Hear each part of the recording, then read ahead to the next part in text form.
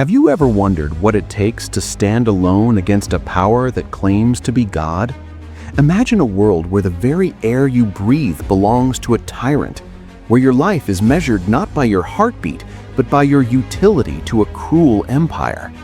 What if you were alive during a time when the waters of the Nile turned red with the blood of innocents, and the darkness was so profound that people forgot what the light of freedom looked like?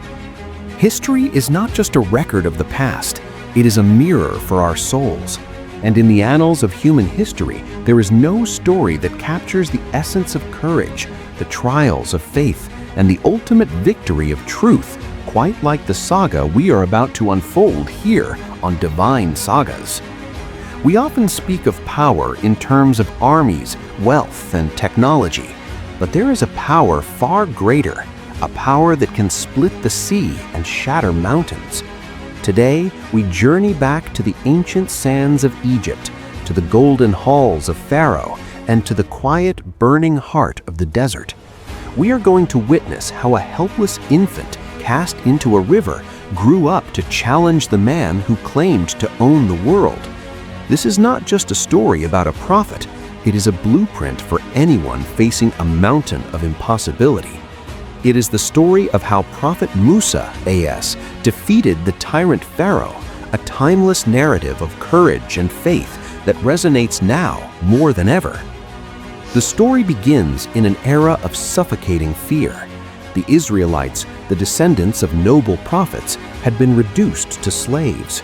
Their backs were broken under the whip of the taskmasters, their dignity stripped away brick by mud brick as they built the monuments of their oppressor.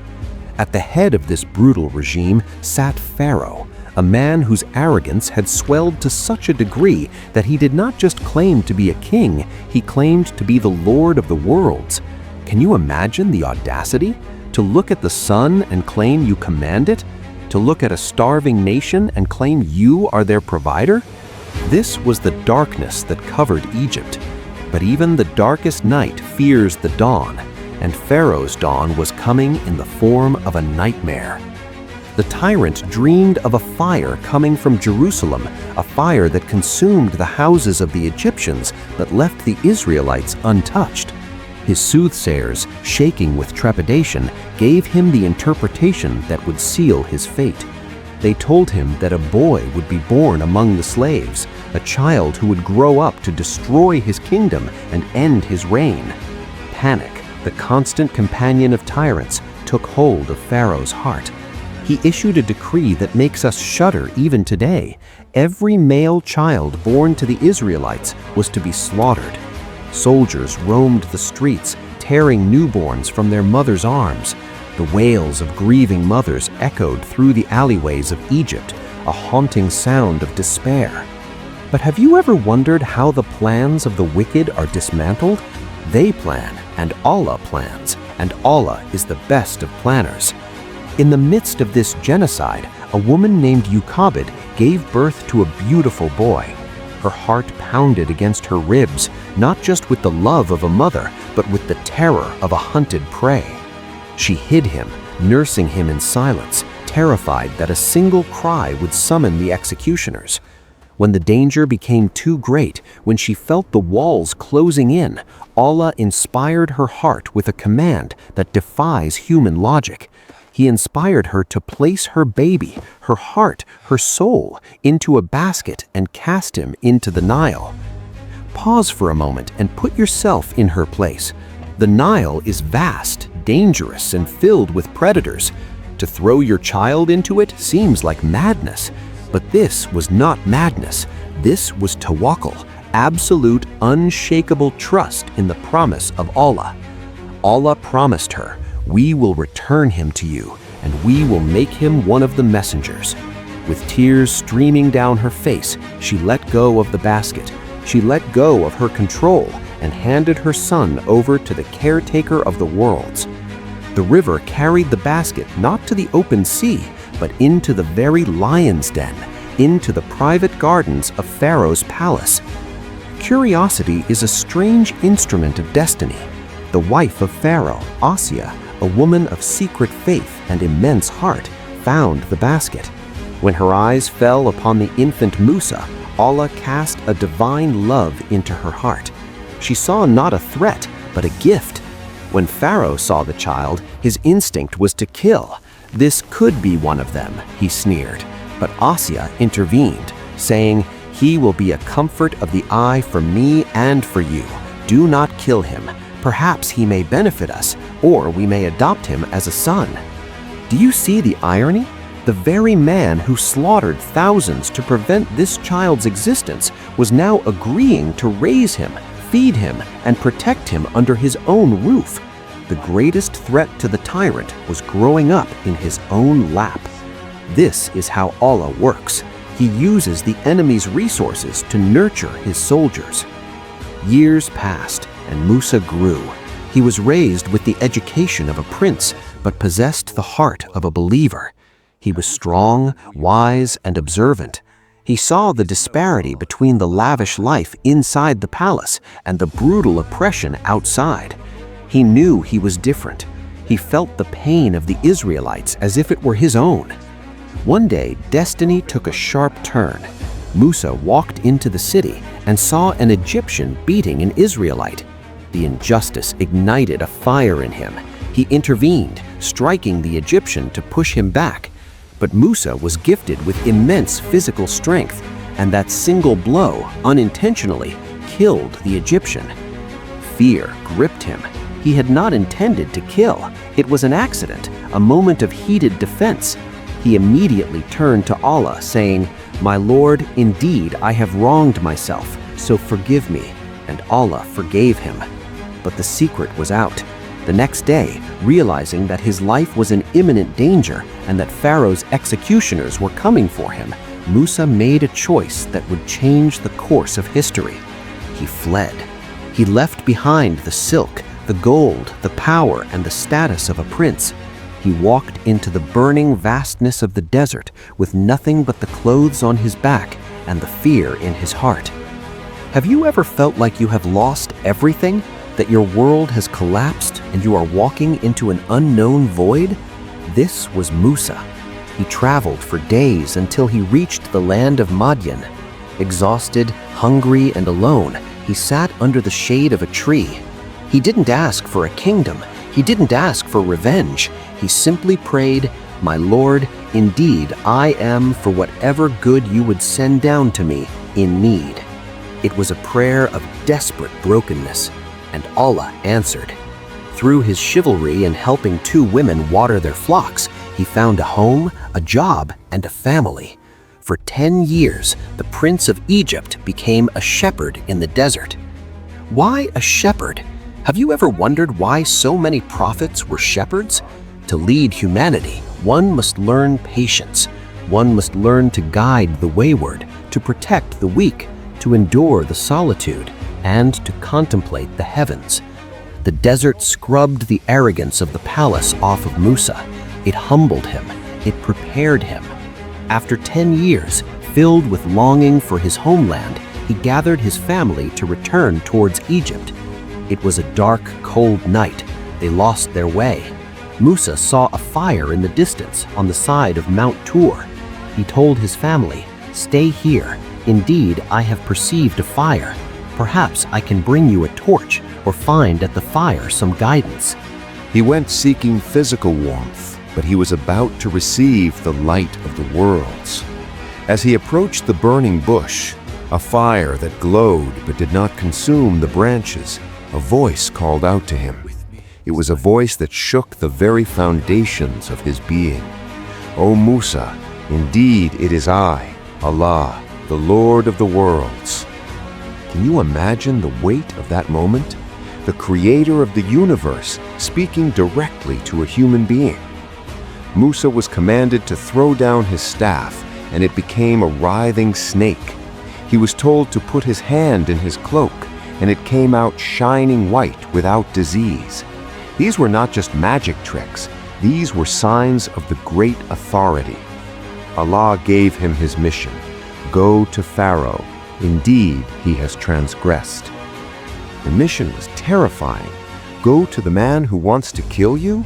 Go to the most powerful tyrant on earth and tell him to submit? Musa, in his humanity, felt fear. He remembered his speech impediment. He remembered the man he had killed. He didn't say no, but he asked for support. He asked for his brother Harun to be his strength. Allah granted his request. We will strengthen your arm through your brother. This teaches us something profound. Asking for help is not a weakness. It is a recognition of the magnitude of the task. Even prophets need support. Armed with nothing but a wooden staff, his brother, and the promise of Allah, Musa walked back into the lion's den. He entered the grand court of Pharaoh. The atmosphere must have been electric with tension. The ministers, the guards, the wealth, everything screamed power. Pharaoh sat on his high throne, looking down at the man who was once a runaway fugitive. "Did we not raise you among us as a child?" Pharaoh asked, trying to guilt-trip Musa, trying to remind him of the favors of the palace. "And you did that deed of yours which you did, and you are of the ungrateful." It was a psychological attack. But Musa was no longer the scared young man who fled. He was a messenger of God. He owned his past, but pivoted to the truth. He spoke with a courage that silenced the room. He told Pharaoh that he was a messenger from the Lord of the worlds, demanding the release of the Israelites. Pharaoh mocked him. "And who is the Lord of the worlds?" he asked sarcastically. Musa didn't use philosophy, he used observation. "The Lord of the heavens and the earth, and that between them, if you should be convinced." Pharaoh turned to those around him, sneering, "Do you not hear?" He tried to belittle Musa, calling him mad, but Musa persisted. He spoke of the east and the west. When logic failed to penetrate Pharaoh's arrogance, Musa showed the signs. He threw the staff, and the massive serpent appeared. He showed his hand glowing with divine light. But when the heart is sealed, even the sun looks like darkness. Pharaoh accused him of sorcery. "You have come to drive us out of our land with your magic, O Musa." The accusation was clever. It turned the people against Musa by framing him as a political threat, a foreign agent trying to destroy their way of life. Pharaoh proposed a challenge, a public duel, the greatest magicians of Egypt against Musa. The date was set for the day of the festival, a day when all of Egypt would be watching. The tension rising in Egypt was palpable. This was not just a contest of tricks, it was a battle for the soul of the nation. Pharaoh gathered magicians from every corner of the empire, men who had sold their souls for gold and proximity to the throne. They were masters of illusion, experts in deception. They arrived in droves, confident, arrogant, asking Pharaoh, "Will we have a reward if we are the victors?" Pharaoh promised them not just gold, but power. "Yes, and you will be among those near to me." The day of the festival arrived. The sun beat down on the gathered masses. Thousands of eyes watched. On one side stood the might of the Egyptian empire, represented by 70 of the most skilled magicians. On the other side stood two men in simple clothes, holding a wooden staff. It looked like an impossible mismatch. The magicians, in a display of mock courtesy, asked, "O Musa, will you throw, or shall we be the first to throw?" Musa, confident in his Lord, replied, "Throw." What happened next was a scene of terrifying deception. The magicians cast their ropes and staffs. Through their sorcery, they bewitched the eyes of the people. To the audience, the ground suddenly seemed to be alive with thousands of writhing, hissing snakes. The psychological impact was immense. Even Musa, as a human being, felt a tremor of fear within himself. It looked so real. The deception was powerful. But here, right here, is where the lesson lies for us today. When deception looks real, when the falsehood seems to overwhelm the truth, we must remember who controls reality. Allah revealed to Musa at that critical second, "Fear not. Indeed, it is you who are superior, and throw what is in your right hand. It will swallow up what they have crafted. What they have crafted is but the trick of a magician, and the magician will not succeed wherever he is." Musa threw his staff. It didn't just become a snake, it became a manifestation of truth. It swallowed their illusions, literally devouring their ropes and staffs. The illusion vanished. The truth stood bare. The crowd gasped, but the reaction of the magicians was the most shocking of all. These men knew magic. They knew the limits of human trickery. They realized instantly that what Musa had done was not magic. It was a miracle. It was divine power. In a split second, the hearts of these sinners were transformed into the hearts of saints. They fell down in prostration, their foreheads touching the dust, crying out, "We believe in the Lord of Aaron and Musa." Pharaoh was furious. His public humiliation was total. His narrative was destroyed. He screamed at the magicians, "You believed him before I gave you permission?" He threatened them with one of the most brutal tortures imaginable. "I will surely cut off your hands and your feet on opposite sides, and I will crucify you on the trunks of palm trees." He tried to instill fear. He tried to break their new faith with the threat of agonizing death. But listen to their response. Listen to the courage that faith instills in the heart. Moments ago, they were begging for money. Now, facing death, they said, "Never will we prefer you over what has come to us of clear proofs and over He who created us. So decree whatever you are to decree. You can only decree for this worldly life."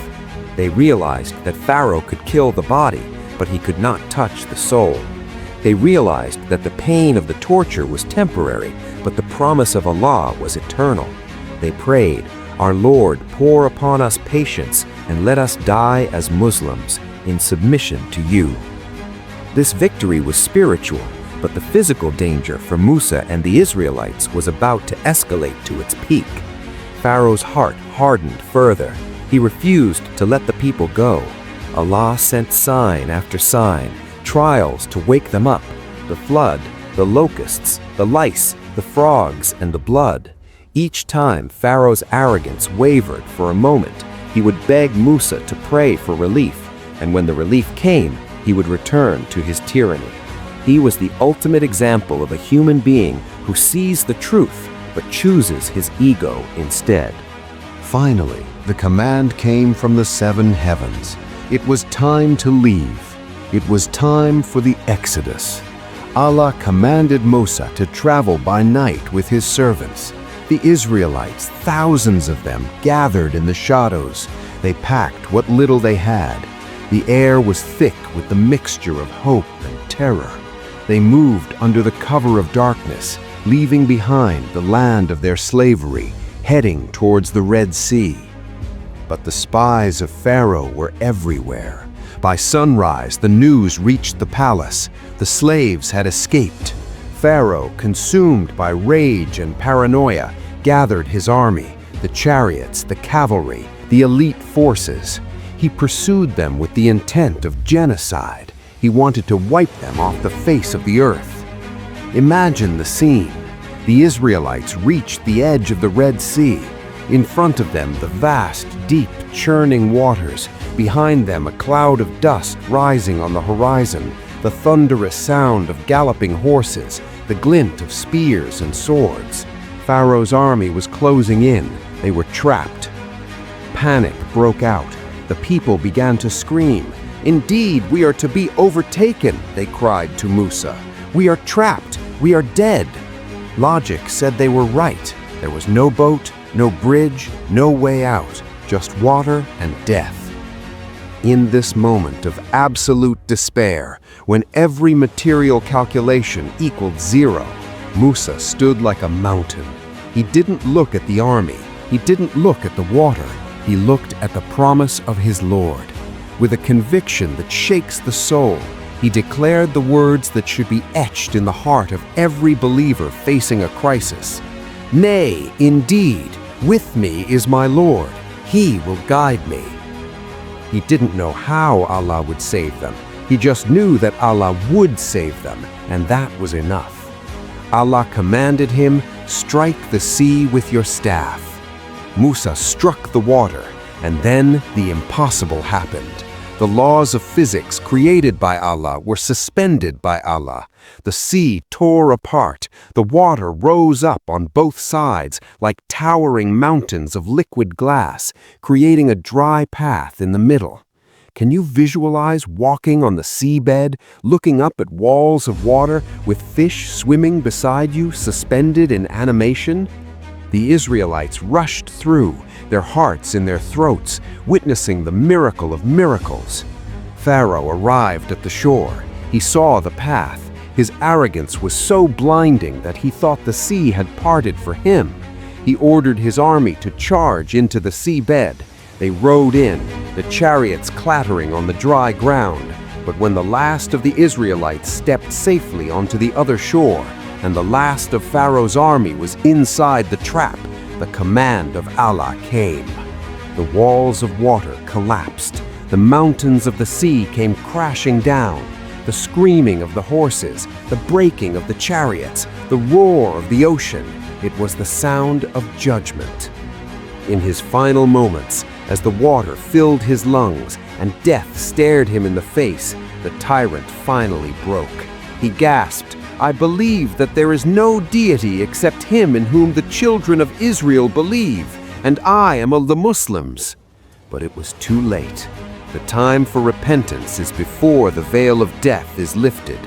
Jibril, filled his mouth with the mud of the sea to silence him. The man who called himself a god died a helpless, drowning wretch. His body was preserved, thrown onto the shore as a sign for all generations to come, a reminder that no matter how high you build your tower of arrogance, it will fall before the will of the Almighty. The waves settled. The sea returned to its calm.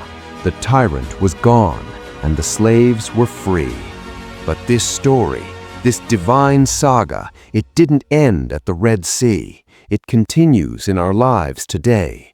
We all have our pharaohs. Sometimes the pharaoh is not a king on a throne. Sometimes the pharaoh is an addiction that enslaves us.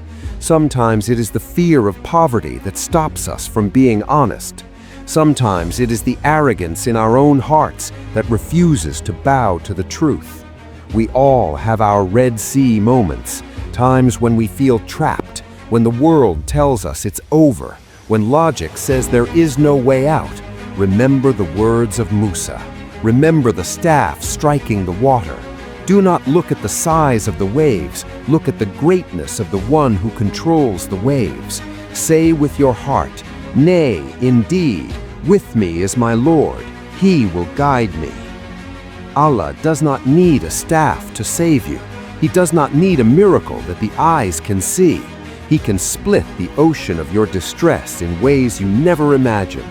He can turn the heart of your enemy. He can open doors that have been locked for years. But He asks for one thing: faith. Not the faith that exists only when things are easy, but the faith that stands firm when the chariots are thundering behind you. The story of Musa and Pharaoh is a warning to the oppressors that their time is limited. But more importantly, it is a message of hope to the oppressed, the broken, and the struggling. It tells us that the ultimate victory belongs to the righteous. It tells us that even if you are a baby in a basket or a shepherd with a stick, if you have Allah, you have everything. So I ask you today, what is the Pharaoh in your life? And are you ready to trust Allah to split your sea? If this story moved your heart, if it reminded you of the power of your Lord, then share this message. Let the story of courage and faith reach someone who is drowning in their own Red Sea today. And remember, history repeats itself, but so does the mercy of Allah. The noise of the chariots is gone. The screaming has stopped. The towering walls of water have collapsed back into the earth, sealing the fate of the greatest empire of the ancient world. On the eastern shore of the Red Sea, the children of Israel stand in stunned silence. The sun is beginning to rise, casting a golden light over the water that had just been their grave and then became their salvation. Can you imagine the feeling in that moment? to look back at the place where your death was certain, only to see that your enemy has vanished? It wasn't just a military victory, it was a resurrection. A nation of slaves had just been reborn as a nation of free believers. But amidst their relief, a question lingered in the minds of the Israelites. Was he really dead? Pharaoh had been a god to them for so long, a figure of such immense, terrifying power that it was hard to believe he could simply die like any other man. And here, Allah, SWT, revealed a sign that would echo through the corridors of time, a sign specifically meant for us, the people of the modern age. The Quran tells us that as Pharaoh was drowning, in his final desperate breath, he tried to make a deal with God. He cried out, "I believe that there is no deity except him in whom the children of Israel believe, and I am of the Muslims." But the doors of repentance do not stay open forever. When the soul reaches the throat, when the veil of the unseen is lifted, and the reality of the afterlife becomes visible, belief is no longer faith, it is simply sight. And for Pharaoh, it was too late. But Allah, in his infinite wisdom, did not let Pharaoh simply disappear into the depths of the sea. He made a promise that is recorded in Surah Yunus. "So today we will save you in your body, that you may be to those who succeed you a sign. And indeed many among the people of our signs are heedless." Quran 10:92. Think about that verse. We will save you in your body. Why? Why preserve the carcass of the most wicked man to ever walk the earth? Centuries passed. Empires rose and fell. The sands of Egypt buried its secrets. And then, in the modern era, just over a century ago, archaeologists discovered the mummified body of the pharaoh. When scientists examined him, they found something that shocked them. Unlike other mummies that died of old age or disease, this body showed signs of distress, of a sudden, violent death. Some researchers even found traces of sea salt still embedded in his skin, a silent chemical testimony to the way he died. Today, if you go to the museum in Cairo, you can see him. You can look into the dried, withered face of the man who once said, "I am your Lord, the Most High." He is behind glass, helpless, an object of curiosity for tourists. Allah kept his promise. He saved the body, not to honor him, but to humiliate him, to show the world, look at this man, look at the one who thought he owned the world.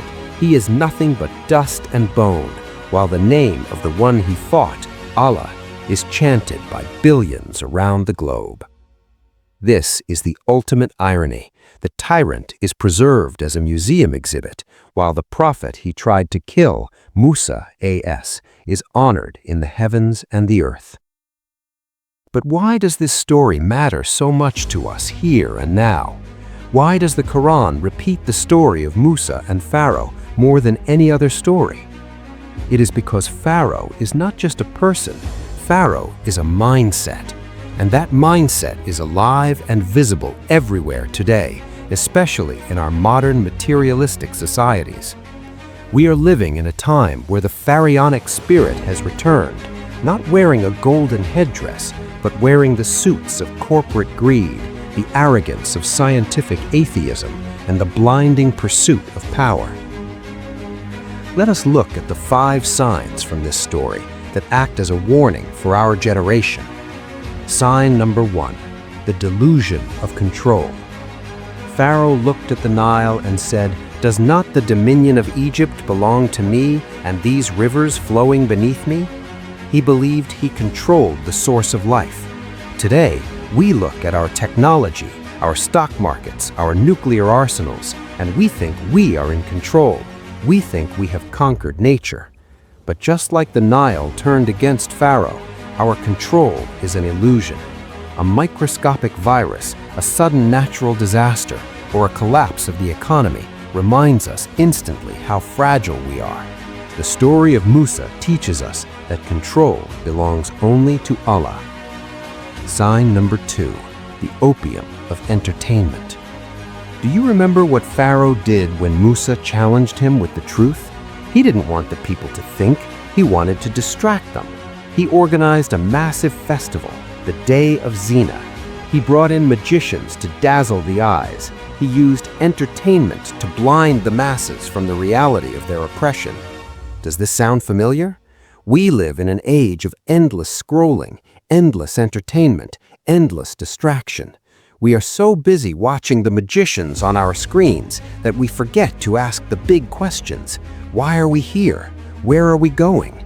The system wants you distracted. Allah wants you awakened. Sign number 3, the attack on the family. Pharaoh's first move to weaken the Israelites was to attack their children. He killed the sons and let the women live, destroying the family structure and the future defenders of the faith.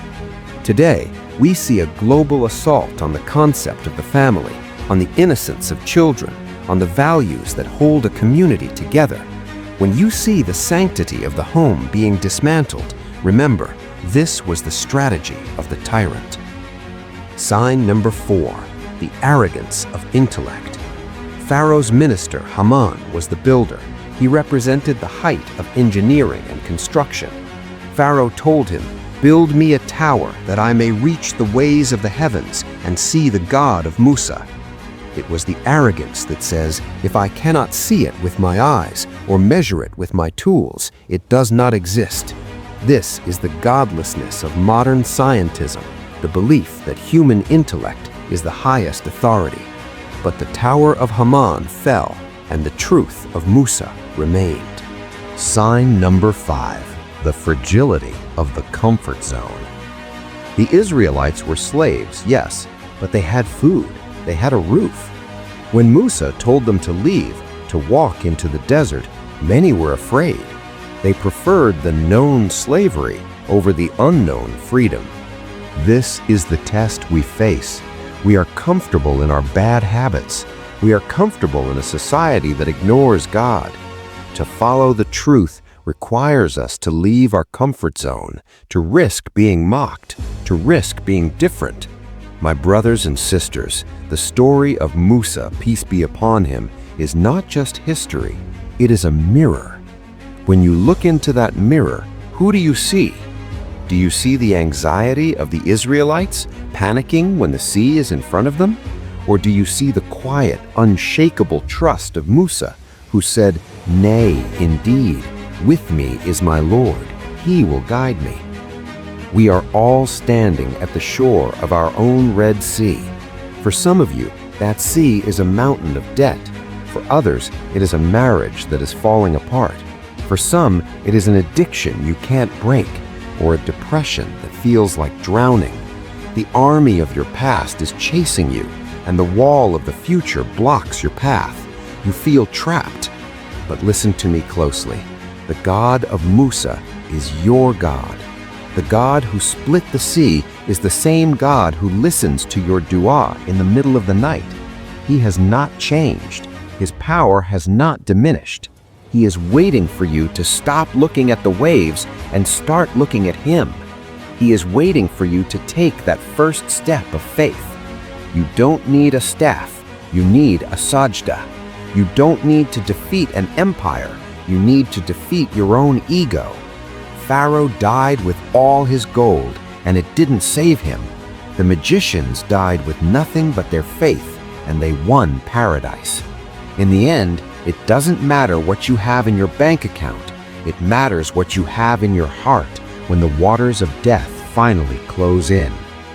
As we close this chapter of Divine Sagas, let the image of the split sea remain in your mind. Remember that when the world closes doors, Allah opens oceans. Remember that the darkest hour is just before the dawn. And remember that no matter how powerful the tyranny of this world seems, truth has a buoyancy that cannot be drowned. If you are struggling today, if you feel alone, if you feel the armies of life closing in, do not despair. Be like Musa. Stand firm. Trust your Lord, and watch how He makes a way for you where there was no way.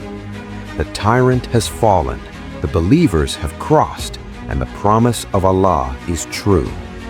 This is the story of how Prophet Musa, peace be upon him, defeated the tyrant Pharaoh, not by the sword, but by the strength of a heart connected to the heavens. Thank you for watching Divine Sagas. If this story strengthened your heart, share it with someone who needs hope. Let the light of this saga reach every corner of the world. Until next time, keep your faith, hold on to the rope of Allah, and never forget, you are never alone. Assalamu alaikum wa rahmatullahi wa barakatuhu.